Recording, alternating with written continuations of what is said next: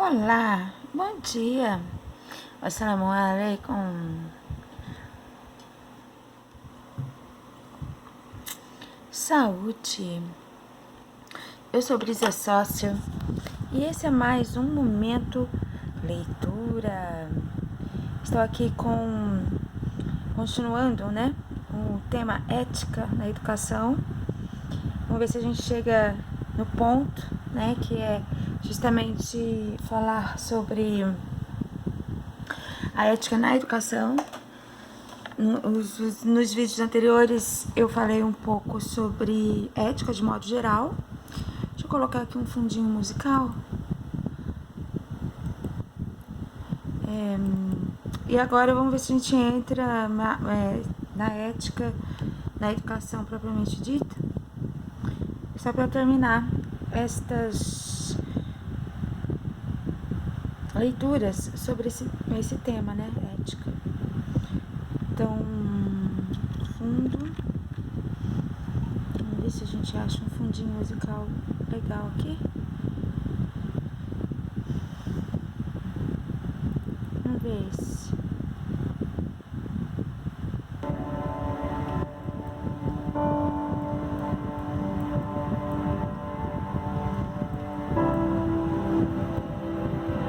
Tá um pouco alto, né? Vou deixar esse. Então, vamos então iniciar a leitura. Bom, antes de entrar na educação propriamente dita,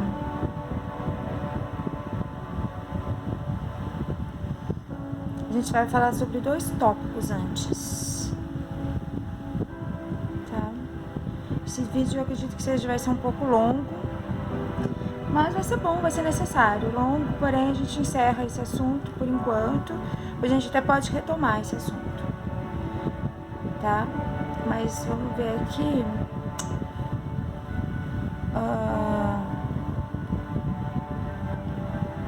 Já falei sobre a diferença entre ética e moral. As definições, a definição, o fenômeno. Agora vamos lá, o fenômeno da felicidade. Vamos retomar aqui um pouquinho sobre a relação entre ética e felicidade. A escola de pensamento, fundada em Atenas por Aristipo de Cirene, foi a partir do nome desta cidade que os cirenaicos receberam sua denominação. Tá? Fundada por Aristipo Cirenaicos, porque é dessa cidade de Cirene. Ela é considerada pela tradição uma das chamadas escolas socráticas.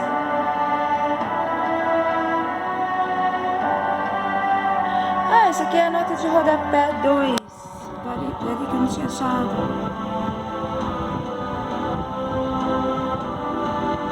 Quer ver, ó? Cirene. Deixa eu ver se eu acho aqui. 2. Cirene. O que eram os cirenaicos, Então, ó, antes da gente começar o fenômeno da felicidade, então, o que é cirenaicos, Escola de pensamento fundada em Atenas por Aristipo de Cirene. Deixa eu baixar um pouquinho o som.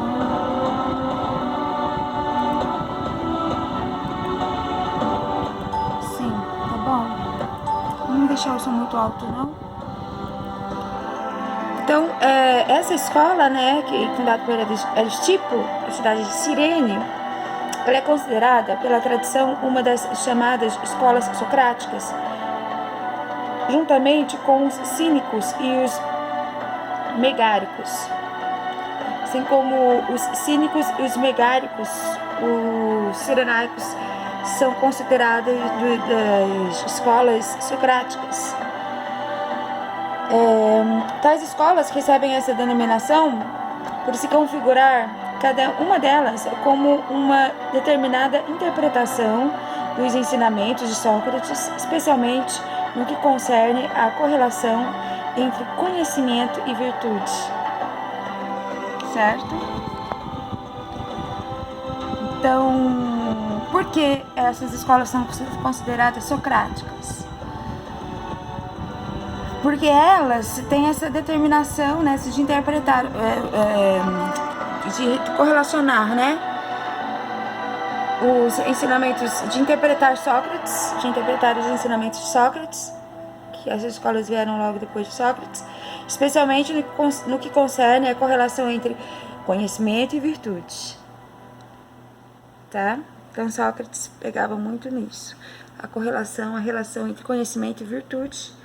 Além disso, elas retomavam e interpretavam os ensinamentos de Sócrates, tá? Então, Aristóteles faz uma distinção entre os saberes teóricos, poéticos e práticos, que nos levam a entender melhor que tipo de saber constitui a ética. Saúde! Assalamu alaikum!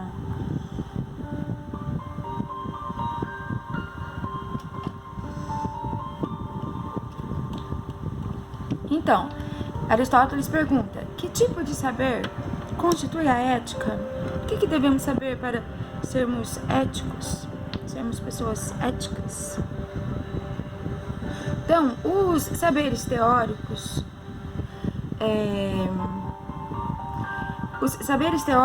do grego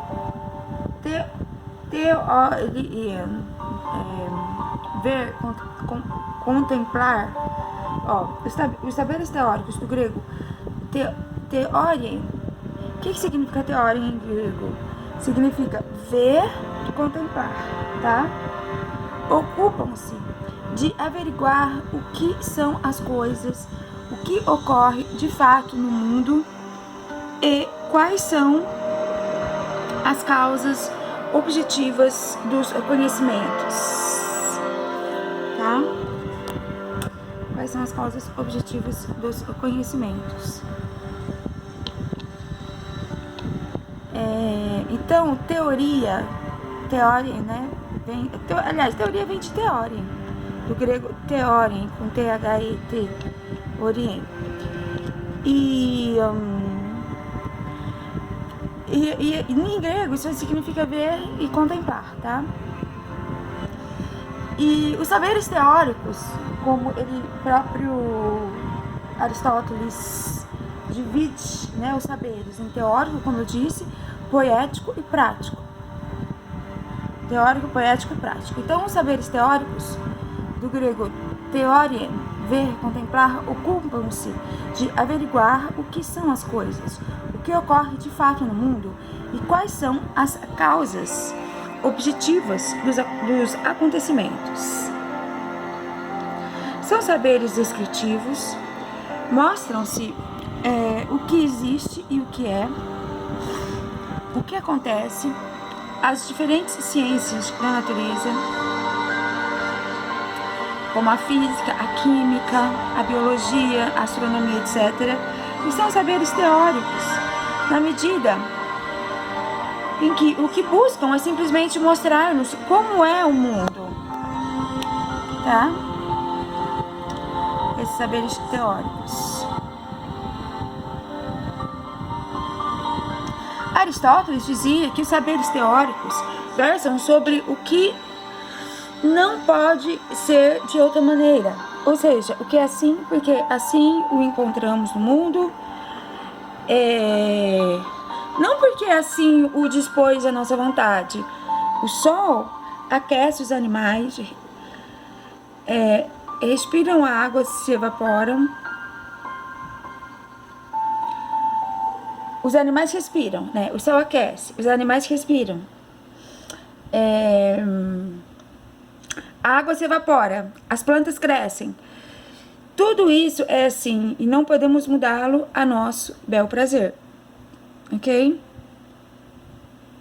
Podemos tentar impedir que uma coisa concreta seja aquecida pelo sol, utilizando para tanto quaisquer meios que tenhamos a nosso alcance, mas que o sol aqueça ou não aqueça não depende de nossa vontade. Pertence ao tipo de coisas que não podem ser de outra maneira, certo? Então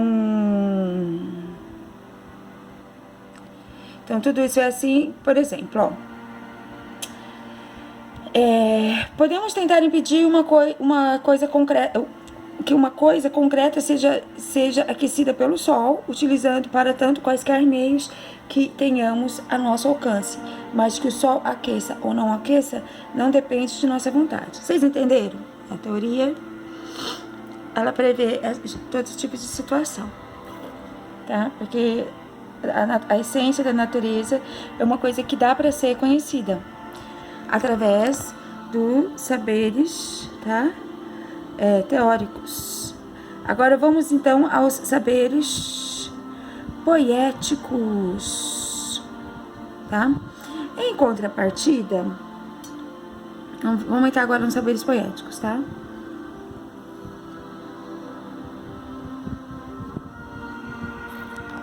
Em contrapartida, os saberes poéticos e práticos versam, segundo Aristóteles, sobre o que pode ser de outra maneira, ou seja, sobre o que podemos controlar à vontade.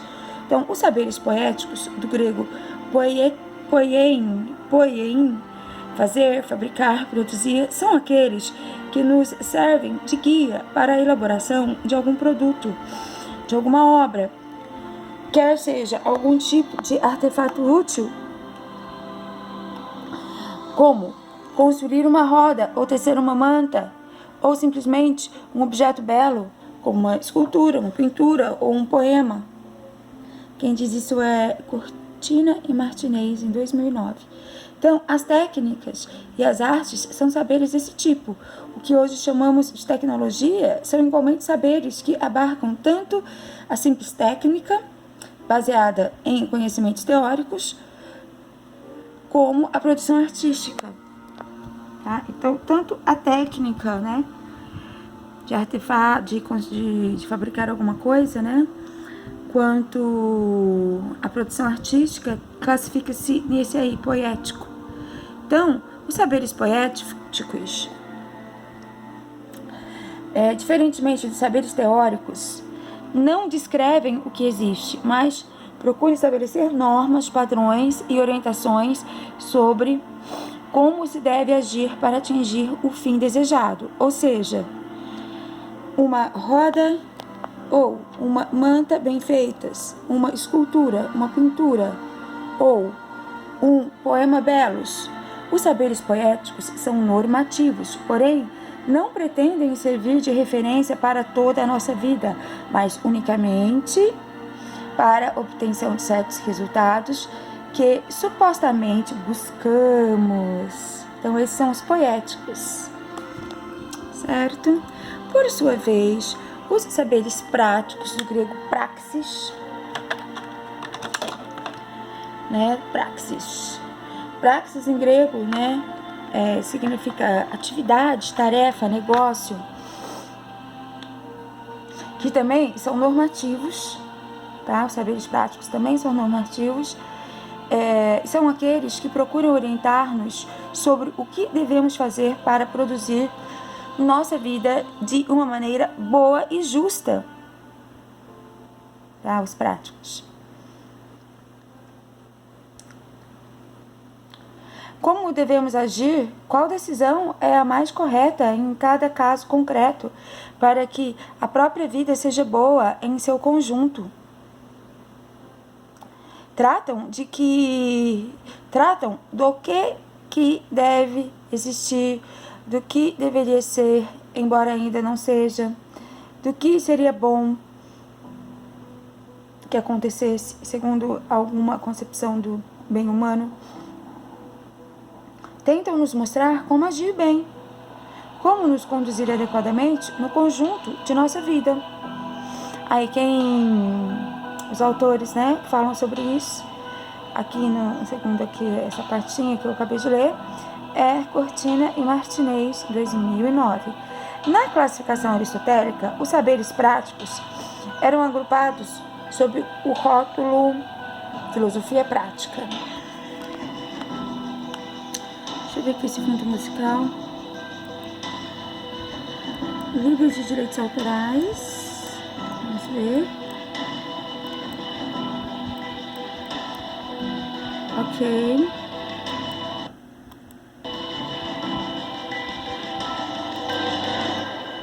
Aí, ó, livros de direitos autorais, tá vendo? Tô muito alto, deixa eu abaixar um pouquinho. Aí. Então, vamos continuar aqui, ó.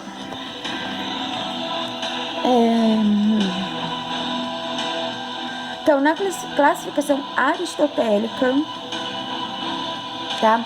Os saberes práticos eram agrupados sob o rótulo filosofia prática, rótulo que abarcava não só ética, que é o saber prático destinado a orientar a tomada de decisões prudentes que nos levam a conseguir uma vida boa, tá? Não só a ética, mas também a economia, tá? Saber prático encarregado da boa administração dos bens, da casa e da cidade.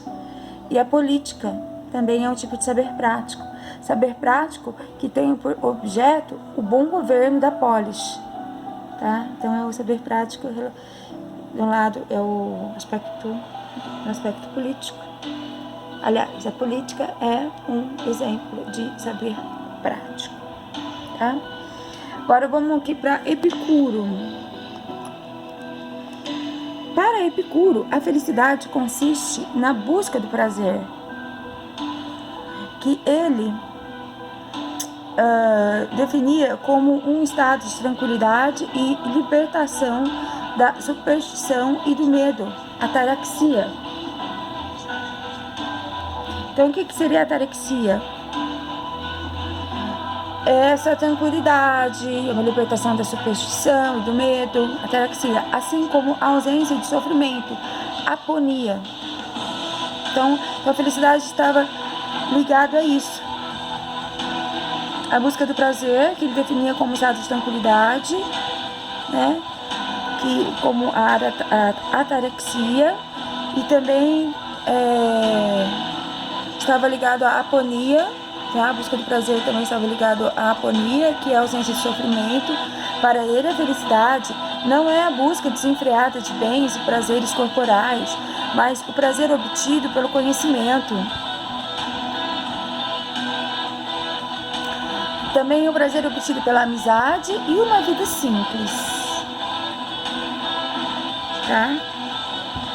Por exemplo, ele argumentava que ao comermos obtemos prazer não pelo excesso ou pelo luxo culinário, que leva a um prazer fortuito, seguido pela insatisfação, mas pela moderação, que torna o prazer um estado de espírito constante.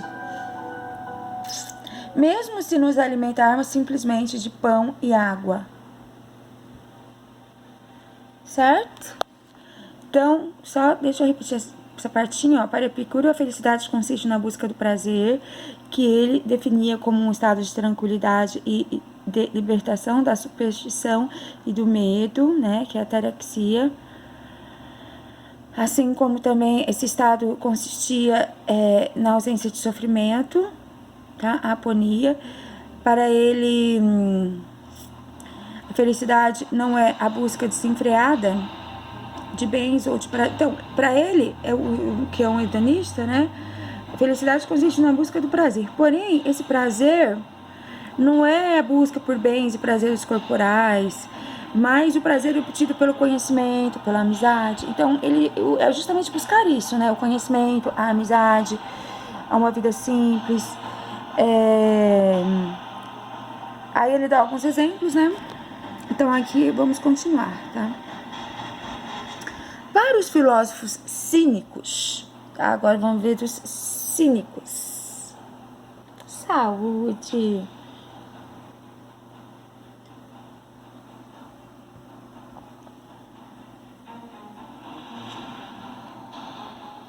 Então, para os filósofos cínicos, a felicidade era identificada com o poder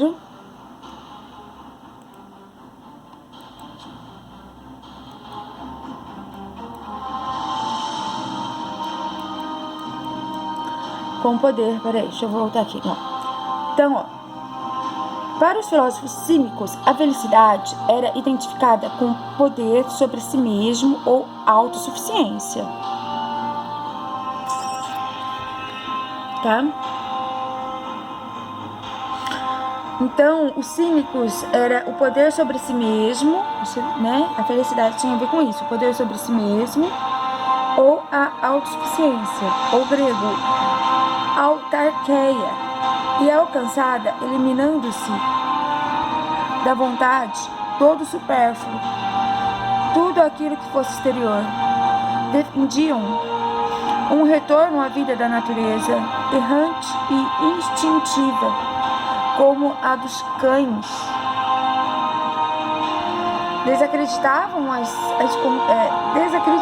conquistas da civilização, suas estruturas jurídicas, religiosas e sociais. Cínicos, tá?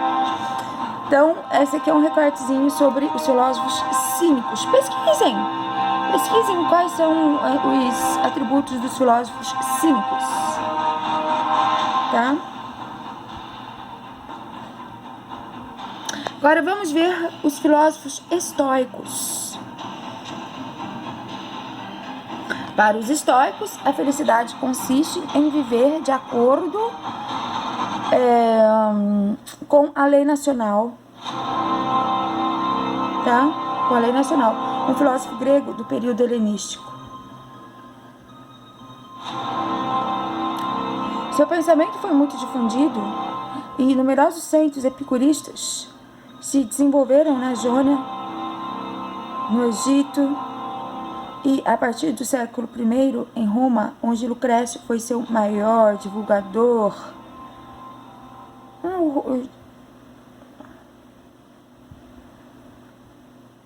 Interessante, até porque no helenismo foi justamente a fase onde houve a fusão entre as crenças e a mitologia, a filosofia grega com a romana, tá? No helenismo. Justamente foi o desmantelamento da Grécia, das cidades gregas.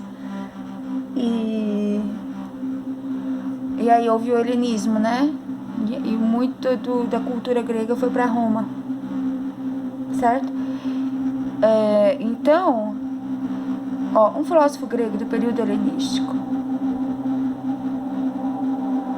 Isso aqui é o 3, nota de rodapé 3. Vamos ver quem que tá na nota de rodapé 3.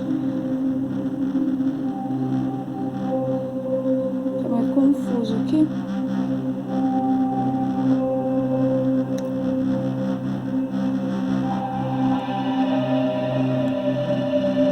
Cadê você? Bom, ficou meio confuso, mas deu pra entender.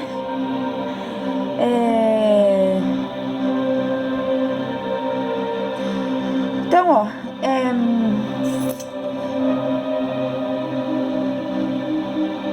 seu pensamento foi muito difundido e numerosos centros epicuristas, eu acho que foi o Epicuro esse, tá? Se desenvolveram na Jônia, no Egito também, e a partir do século I em Roma, onde Lucrécio foi o seu maior divulgador. Eu acho que é o Epicuro mesmo, deixa eu achar o Epicuro.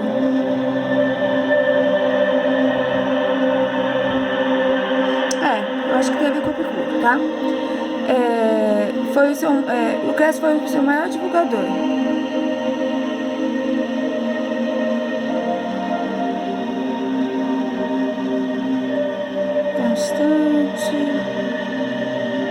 Aí vem aqui da natureza e aconselha a indiferença, a apatia em relação a tudo o que é externo.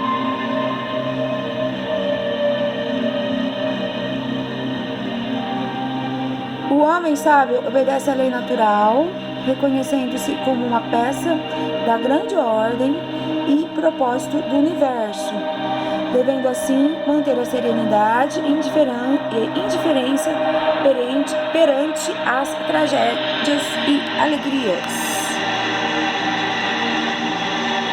Alto, né? Esse som.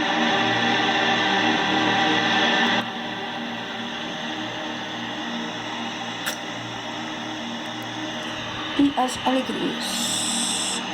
Agora vamos ao Spinoza. Acho que isso é Epicuro, tá bom? Ó, e o Spinoza? Vamos passar pro Spinoza.